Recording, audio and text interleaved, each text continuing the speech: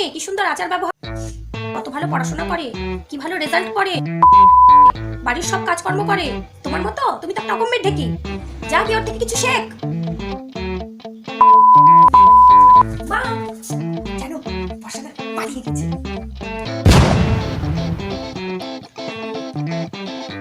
তো তো মানে তুমি যে বলেছিলে ওর থেকে শিখতে, এটাই তো শেখার। তো ও যদি আগুনে যে ঝাঁপ দেয় তাহলে কি তুমি আগুনে যে ঝাঁপ দেবে, নাকি ও যদি বিষ খায় তাহলে তুমি বিষ খাবে? ভালো কিছু তো শেখার দিকে নেই।